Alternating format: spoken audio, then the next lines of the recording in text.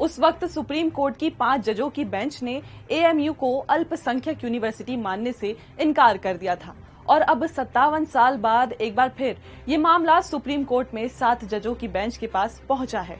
9 जनवरी 2024 को chief justice D Y Chandrachud की अध्यक्षता वाली 7 जजों की बेंच ने इस मामले से जुड़ी सभी याचिकाओं पर सुनवाई शुरू की है। संविधान के आर्टिकल 31 के मुताबिक अल्पसंख्यक लोग अपने धर्म के आधार पर अलग स्कूल या शैक्षणिक संस्थान बना सकते हैं, भले ही वो समुदाय एक राज्य में अल्पसंख्यक जबकि दूसरे राज्य में बहुसंख्यक हो सकता है। इसके लिए सुप्रीम कोर्ट ने 2022 में कहा था कि किसी समुदाय के लिए अल्पसंख्यक का दर्जा राष्ट्रीय स्तर पर नहीं बल्कि राज्य स्तर पर तय किया जाएगा। अलीगढ़ मुस्लिम यूनिवर्सिटी की शुरुआत कानूनी तौर पर साल 1920 में हुई, हालांकि इसकी नींव 45 साल पहले ही पड़ गई थी। सर सैयद अहमद खान ने मई 1872 में Mohammedan Anglo oriental college fund committee बनाई, जिसने 1877 में मोहम्मदन एंग्लो ओरिएंटल कॉलेज की शुरुआत की। इस बीच अलीगढ़ में एक मुस्लिम यूनिवर्सिटी की मांग तेज हो गई, जिसके बाद मुस्लिम यूनिवर्सिटी एसोसिएशन नाम से एक संस्था बनी।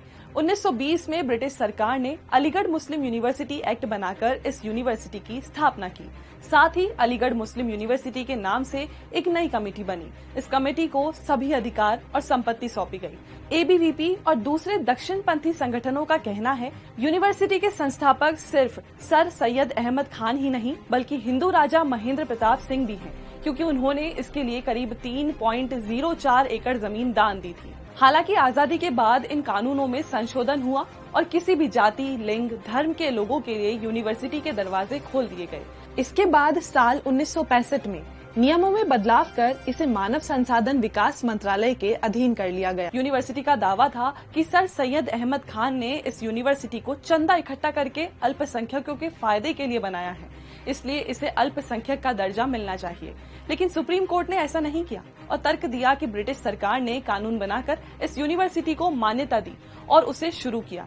बस यही वजह है कि इस यूनिवर्सिटी को न तो मुस्लिमों ने बनाया है और न ही इसे चलाया है। लेकिन ये 2005 में मुद्दा एक बार फिर गरमाया। दरअसल यूनिवर्सिटी के एडमिशन में 75% सीटें मुस्लिम स्टूडेंट्स के लिए रिजर्व थी और सामान्य वर्ग के लिए सिर्फ 25% सीट ही थी। इसके अलावा एडमिशन टेस्ट भी अलग अलग होते थे।